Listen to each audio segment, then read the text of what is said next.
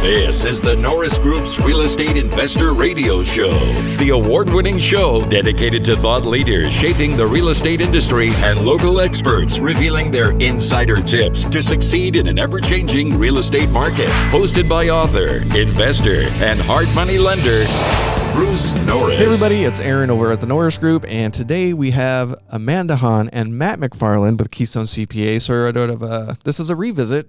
We've done a lot of different coronavirus updates over the last month. This one might be a little bit shorter because we're just sort of on hold, waiting for a lot of information, but some interesting things have happened, and I guess we'll just start with that. Welcome, guys. Yeah, Hello. Thank you. It's ever-changing, right? The ever-changing climate of coronavirus and CARES Act. Yeah, and I think it's just been so overwhelming, and I've chosen not to do many radio shows. I'm just sort of like a wait and see. I'm waiting to see.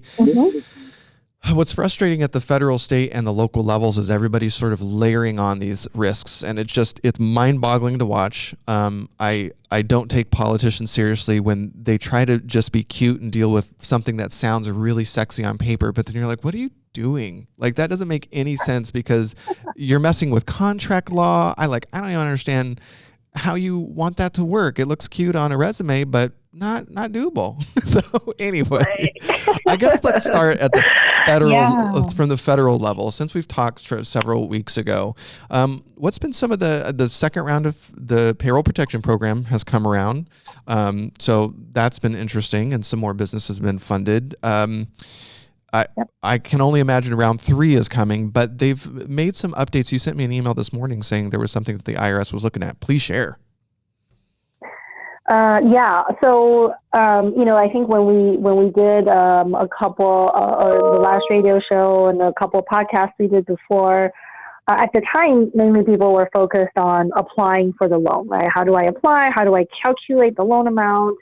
And so it was a frenzy of, questions and uncertainties. So now we have the second round of questions and uncertainties, but mostly around the forgiveness portion, right? How much is forgiven? How do we calculate the loan forgiveness? So just like the first round, there's a lot of questions and unknowns.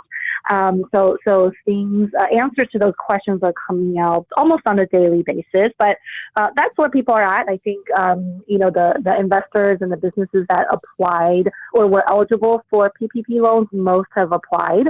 And the good news is that we're hearing more and more people get approved for the loans, small businesses, which I think was one of the major changes, right, to round 2 of the PPP loan funding. The government wanted to make sure small businesses were getting it, and not just like the Ruth Chris of the world. So that's good. We have several clients, investors, business owners who've received the money, but now there's this fear of people are, not sure they want to take the money. In fact, I had a couple clients yesterday and today who said they're leaning towards just giving that money back because they're very unsure of how to use this money, what we can use it for, and how do we calculate the forgivable amount. So that's a lot of where the uncertainty is. Right, there's a lot of situations I think where it's they don't think they're going to be able to bring their employees back because maybe some businesses, the employees are making more on unemployment than they would if they were hired back on their job, which obviously just sounds wacky when you think about it. But apparently they're getting, maybe the unemployment benefits they're receiving are not tied to how much they were making in the job before, so they're just getting paid a flat rate. And so then the people who are taking these loans are, well, I can't hire them back because they don't want to come back to work, Right. Well, the loan didn't specify it had to be the same person. It's more of the number, isn't it? Yeah, exactly. So the issue being that, especially for California, between federal and state on unemployment, people are getting $800 to over $1,000 per week. And so for many employees, that's not even what they were getting paid, before coronavirus. So there's a reluctancy to go back. And so that was one of the questions. Thankfully, Treasury came out this week and had said, okay, so if you're an employer, your employees have left, assuming you can't replace them, right? Assuming you can't just hire someone else to replace them, then what you need to do is make an offer to them. So it has to be a documented offer where you're giving, you're offering them the same, at least the same rate and number of hours as before the coronavirus hit. And if they turn the offer down, it must be, in writing, or at least via email, I guess, right? Documentation, the offer was made, and documentation that they've turned it down. So if, as an employer, if you're able to get that from these ex-employees, then the fact that you didn't end up, getting them back in terms of headcount doesn't hurt you. So that is a little bit of a relief. But yes, you're right, Aaron. Alternatively, you can hire other people. So if Matt was my employee and he didn't want to come back to work, which, very well could be because I'm a slave driver, I've heard. Yeah. So I can hire Aaron instead. Aaron, she wants 8-hour days, dude. Can you believe that? Oh my goodness. Terrible. Okay. Well, that makes sense. So I could hire someone else instead. But so some of the questions, like we have a client who's in the DJ business. So, question is, well, where am I going to find these other people who are going to be DJs? And I think another confusing point for people too, specific to this situation, is there, I have clients who tell me, well, so I could hire these people back, but I don't have anything for them to do. I don't have any job. I don't have projects. So I can't even hire them back because they have nothing to do. So it's a really important distinction that the PPP program is for you to pay payroll irrespective of whether they're actually physically working or not. So the understanding is that even if these people are not actually working, as a DJ or working in your business, in the office every day, that you're still keeping them on payroll.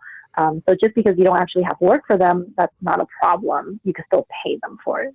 Wow. That's awfully nice. Okay. Yeah. So yeah, if Matt doesn't want to work for me and Aaron, my offer is I will pay you what I was paying Matt, right? And you don't even have to call in to work if my business was not able to be open because of quarantine orders. You just kind of get free money. I think, Amanda, you can correct me if I'm wrong, but the whole forgiveness calculation and reduction of payroll and what have you is measured at the whole, right? So it's not like they're not looking at individual by individual that, okay, well, that person stopped working for you and that person reduced your wages by 50%. It's just overall as a business, right? You're looking at, number of employees and how much did your payroll change, if it did or not, right? Right. So, yeah, exactly. Well, so say like one of your executives left, got another job, you could technically maybe replace them with 2 worker bees to do some different things. It accomplishes the same thing. Your payroll, the numbers are actually increased, but your payroll stays the same. Certainly. Mm-hmm. Okay. Yeah. So I think you're being creative. And then the forgiveness part. So from what I think the original was 75% had to go to payroll and the rest 25% could go to expenses, correct? Yeah, right. So there was a little bit of confusion about that. But yeah, currently as it stands, so if you get a PPP loan, you use 75% for payroll, the other 25% for other eligible expenses. Then potentially 100% of that loan could be forgiven.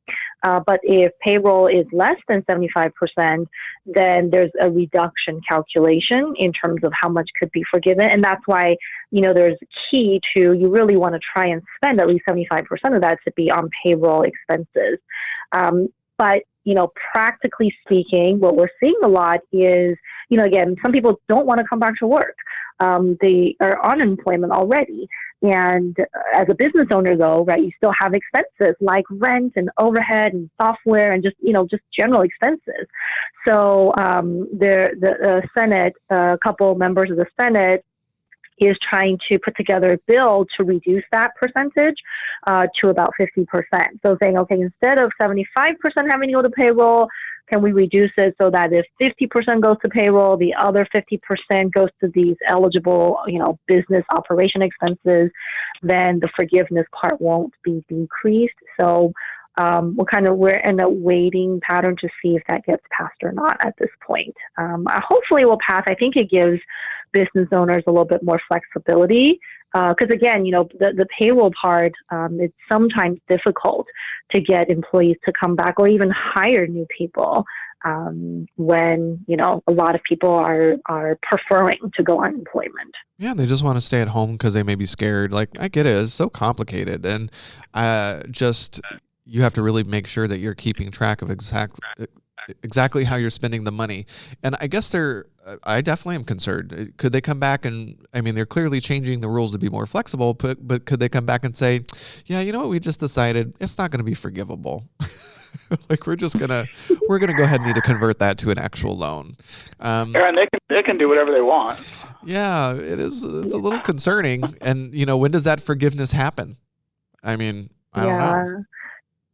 So that's the other thing too is that there's now recently been talk that came out about, there's a lot of questions like, okay, well, obviously I'm getting, money from the government. The plan was that money was going to be tax free. They give you whatever, $50,000 PPP loan and it's forgiven. It's not taxable income to you. Great. But then the question a lot of people are, well, what about the expenses I'm paying, these expenses I'm using this money for, are those deductible? And as it currently stands, they're saying, no, it's not, which, in theory makes sense because you're using somebody else's money to pay for it. Okay, I get it.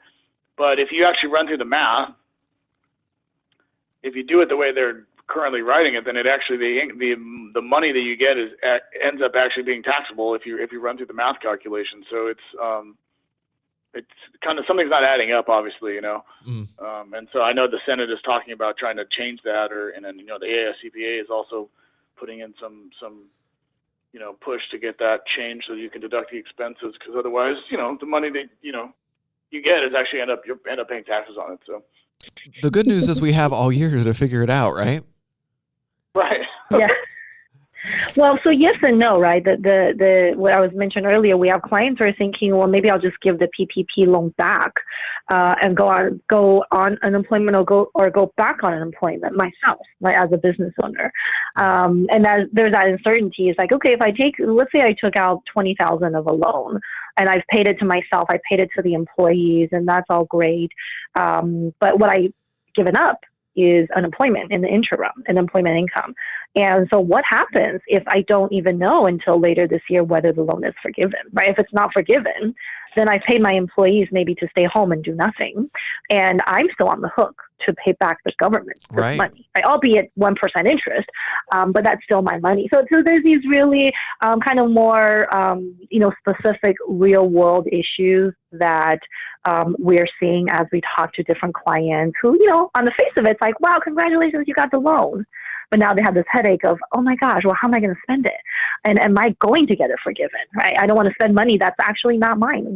That's the last thing we want to do during a recession or COVID-19 uncertainty is to get into more debt, right? Than we otherwise would have needed to go into.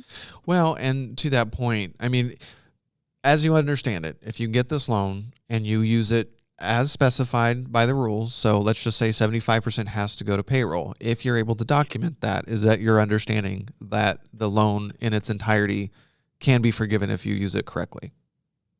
Yes, definitely. Yeah, that's the intention. But something that that you and Matt were saying too, right, is they could add additional stipulations later on, right? We don't expect that to happen, but they certainly could, just to add, if you add one sentence to the code or the regulations or any, Treasury release statements, that could change the forgiveness calculation, right? Or the ability to get the loan forgiveness to a whole new different level. And we've seen that, with respect to the EIDL loan, right? So when it first came out, $10,000 grant, tax-free money for anyone who applies. We were supposed to get it within 3 business days.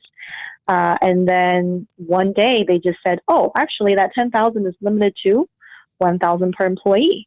So that really changed the whole program, at least for our landlord clients who don't have people on payroll, right? So one sentence can make all the difference. Well, and then would it have been better for them to do the other program? Because you're not supposed to do both. You're supposed to choose, correct? No, you can certainly have the PPP as well as the EIDL loan. That's a common misconception. So you can certainly apply for both and obtain both loans. The restriction is that you can't double dip on the loan. So if I got the $10,000 grant, I can't use that money to say I'm also use that to pay for my payroll that I, got the PPP loan for. So you can have both. You just can't double dip on the same expense. Got it. But the good thing though about the EIDL loan, I just want to mention is, like I said, people with, a lot of our clients, ourselves included, we've applied for the EIDL loan as a landlord. Like back in the day when it first came out, there was no stipulation of having W-2s.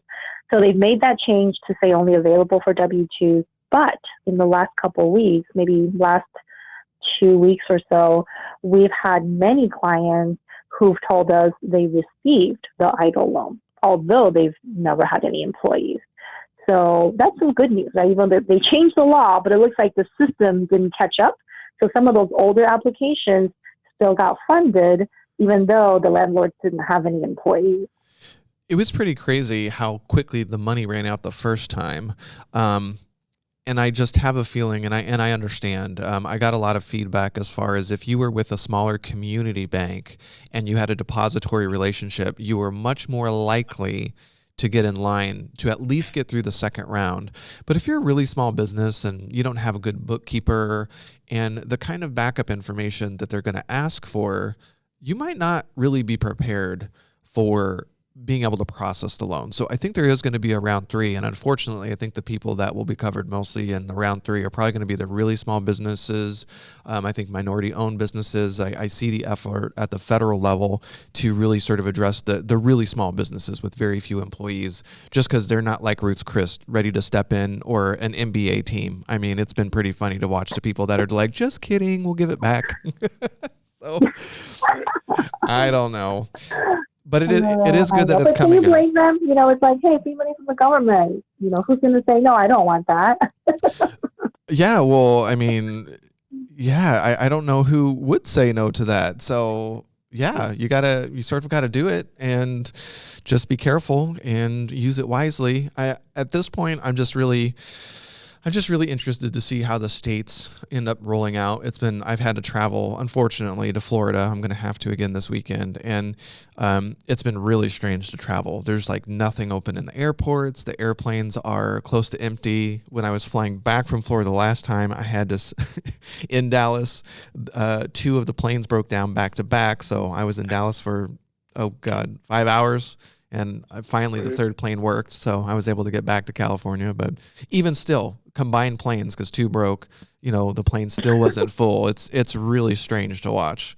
Not only are you worried about getting a virus while you're on the plane that can kill you, you're actually worried about the plane crashing because apparently they don't work anymore.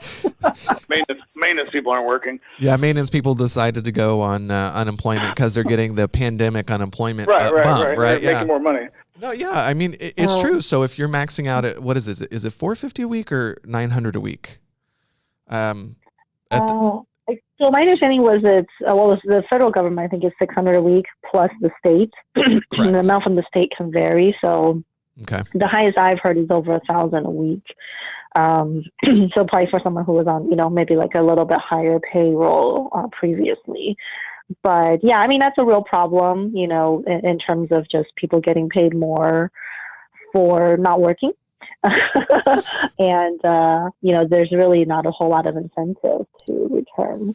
Well, and our poor nonprofits, like, if they're, have employees that are on the minimum wage and they're looking at, wait a second, I can go on unemployment and get this extra bump and not have to do anything. Sign me up. So it's scary being part of a nonprofit and watching how busy they're getting with such increased demand. I mean, it's a scary time for people. California, have they done anything ridiculous on top of federal stuff, sort of like they do with opportunity zones that make it more complex, or what are you seeing? On the tax side, not so much. I mean, they've conformed to the federal in terms of extending all the deadlines and the payment deadlines and things like that. So that was, I mean, quite honestly, it was kind of a shock to me. But that's what they did, so that's good. It makes life easier for people living in California with respect to their taxes, at least. Okay, well that is good. There are different buckets of money that are slowly formed. So I'm on the chair of 211 of Riverside County, and we're involved. We're a subsidiary agency of United Way out here, and I think they're about to get a contract for $1.9 million for small business. So that's money. They're also put together a fund. They had a few big donors step up, so people in need could get in Riverside County like just grants for like $500. So if you really aren't tied into the local level, you might not know what you're missing. So if you're a landlord and you live in San Diego and you've got a house in Riverside, you better do some homework. You might not know if your tenant's not being able to make rent. You might get to be really creative and really make their day. I mean, I've been surprised. Our loan business hasn't been impacted a great deal, and we have a lot of rental loans. Maybe that's because of some of the inventory we're not interested in funding, but I've been surprised. I thought we were going to have more loans ask for forbearance, and we barely have a glitch, which has been nice. And especially going into May, I mean, we're clearly not through May. Some things could still happen, but I'm excited to see us slowly start to open. I'm just going to be interested to see the spread, if it really picks up, all that kind of stuff before. I just haven't been very motivated to do any more radio shows because I'm just really sort of wait and see at this point. We've got local politicians trying to add on rent control. You can't raise rent for the next couple months. Why? It just adds such an unnecessary layer on top of what the state is trying to do. It's just a really difficult time to be a landlord right now and wade through this mess, especially if you own in a lot of different places. It's just really hard. Property managers are definitely earning their money. I was going to say the other update on the loan side is, before we talked a lot about how for landlords that don't have employees, the EIDL loan was still a great option, right? Whether or not you got the grant. But for a lot of landlords, well, at least, just get the loan, right? You might need it for cushion or, to help with cash flow issues. And as of earlier this week, I want to say either early this week or late last week, the EIDL loan program was updated as well. So all of a sudden on the SBA's website, there was an indication that the EIDL loan now is available only for agricultural businesses. Oh. And so even that took the landlords out of the playing field, even just for the loan part. If we didn't have forgiveness, okay, fine, we had a loan. But then, one little sentence was added. Okay, now they're saying this is only for agricultural businesses. We're hopeful maybe that will be reversed, that hopefully in the near future that will be taken down and, they will allow other non-farming businesses to also, go back to taking advantage of that. But yeah, it's just, things are changing all the time. And there's not as much publicity, about that tweak going, the EIDL only for agricultural. But that's a major change, right, in the whole program itself. It highly limits most all other types of businesses. Yeah, and I think there's just more coming down the pipeline, and there are going to be some businesses that will be hiring. So let's see, if you're in the loan industry, your loss mitigation department, I mean, you've gone from 0 to 8,000 in a hot minute. Uber driver, not Uber drivers, grocery delivery. I mean, it's going to be interesting to see the switch, because I listen to a lot of different things, and they're talking about a lot of jobs in the service sector aren't going to come back, but very slowly. I mean, in California, when you're talking about anything that has an audience involved, so entertainment, sports venues, they're going to be the last to open. And at that point, they're really talking about having to have some kind of antiviral or vaccine for that to make any kind of sense. And not just because, everybody just wants to get back to life, but there's also the liability portion that you have to think about. If I'm own a sports arena and I allow people in and somebody gets sick, am I going to get sued? So do you have people signing waivers as they're entering in a theater or a sports arena? I mean, we're in California. You got to think about those kind of things. So we were talking about that. My gym trainer, they're like, we're just scared of liability. I'm like, have us sign a waiver. Like, yeah, we know that we might get it from lifting weights with you, and we'll just take the risk. I'm like, I just need to get out of the house. I got to do something. Anyway, I'm trying to think of anything else to bug you guys about. Any other updates you can think of that might be good? I know. I don't remember obviously what dates things came out, but versus when we talked last. But they made those changes to the net operating losses. I don't know if we talked about that last time or not, but at the federal level, if you had a net operating loss on your 18 or 19 return, or even going forward, if you have one on your 20 return, instead of making people carry those losses forward, they're now allowing people to carry those losses backwards up to 5 years, and apply those losses against years when you had income and conceptually get a refund of taxes you paid in the previous year. So okay, that was a nice change from the CARES Act, and like I said, that applies to 2018, 19, or 20. So obviously 2018, most people have filed. I think the thing for people to know on that is, if you filed 18 and had an NOL, and obviously you carried it forward originally, but you go back and look with your advisor and, hey, I want to carry that back to 2013. There's a quick way to do that, and it's on a Form 1045. People need to file that by June 30th. The benefit of that is you get your money sooner than if you go through the normal amended return process, which is a 1040X. So, you can still do the 1040X. It just would take longer for people to get their money back, whereas the 1045, the IRS, I think, is supposed to give you your money within 90 days of filing. So, do you have any clients that are getting creative, talking to you, thinking about Rothification? Doing something with retirement accounts? The conversations come up a lot. Obviously, it makes sense. Markets are down right now, and we're just talking to clients about, okay, well, yeah, conceptually that makes sense, but obviously, in the big picture, Roth IRA conversions, to make sense, you need to think you're going to be in a higher tax bracket at retirement age than you are right now. So right. That's the first step, and assuming that's the case, and then do you have money outside your retirement account to pay the tax if there is going to be tax out of pocket? That's another assumption that needs to be there, I think, based on, what we know.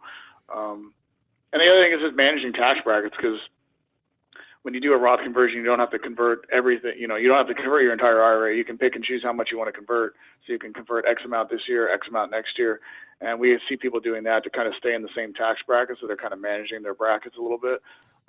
So that's kind of some of the conversations we're having around Roth. Well, especially if you haven't done your taxes yet and it's been extended, does it mean that I can also contribute for 2019 to my IRA if I wanted to, or maybe do that yeah, you can still. So basically, people still have time up until July 15th to make a contribution to their traditional Roth IRA for 2019.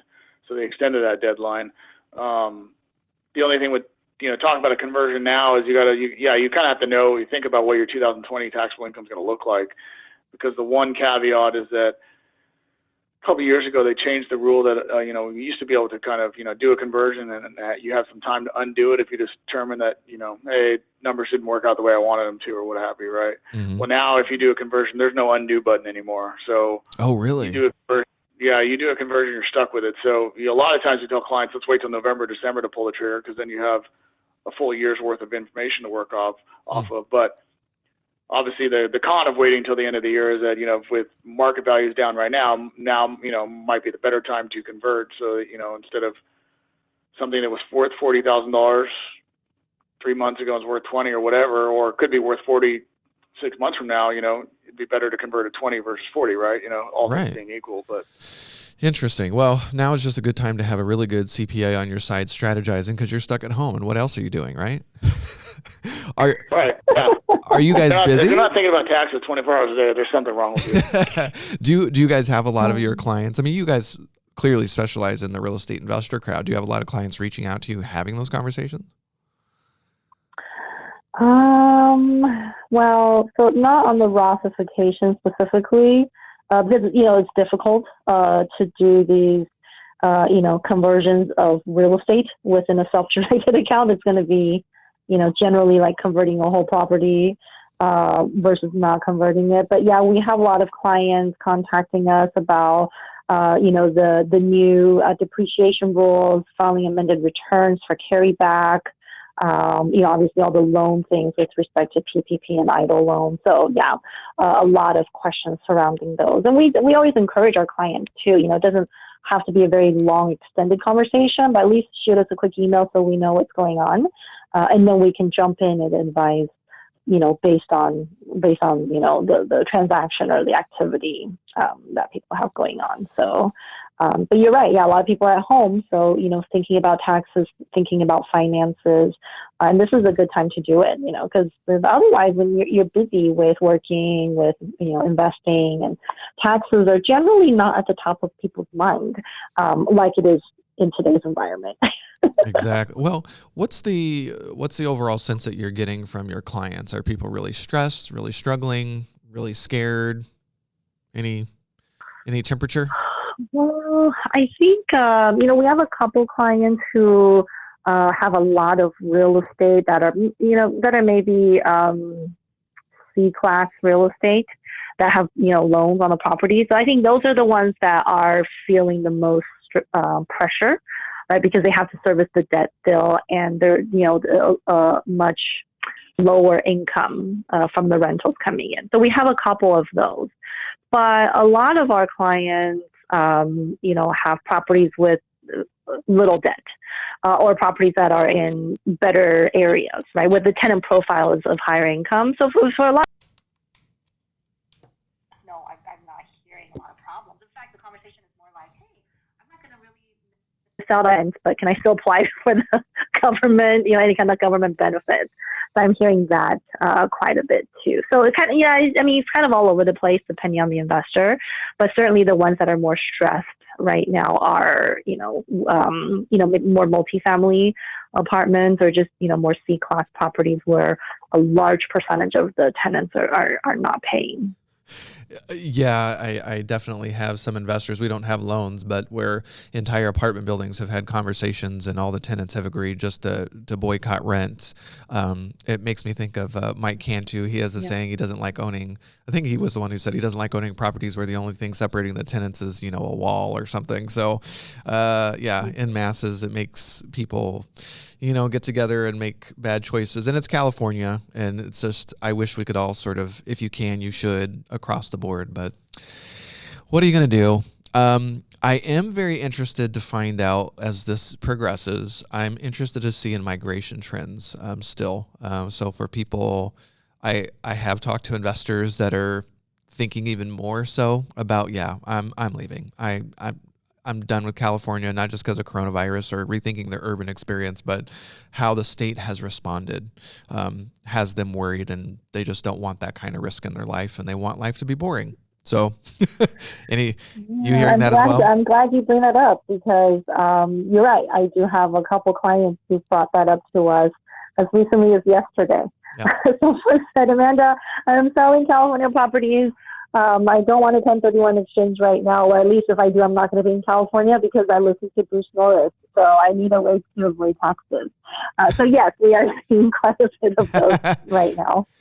Yeah, and I'm really glad I got rid of some of the stuff that I did because I know I would have a problem with some of my tenants, and right now I have not. So I feel pretty lucky, but just a weird time out there. Well, I will thank you for taking the time. I didn't think we were going to be on the phone for half an hour, but thank you for giving a little bit of an update, and I know we'll be back before the end of summer trying to figure out how all this stuff is playing out. So be safe, you guys. Yeah. Thanks for letting me bug you today. Norris, thank you. The Norris Group originates and services loans in California and Florida under California DRE License 012-19911, Florida Mortgage Lender License 1577, and NMLS License 1623669. For more information on hard money lending, go to thenorrisgroup.com and click the Hard Money tab. For more information on hard money loans and upcoming events with the Norris Group, check out thenorrisgroup.com. For information on passive investing with trust deeds, visit tngtrustdeeds.com.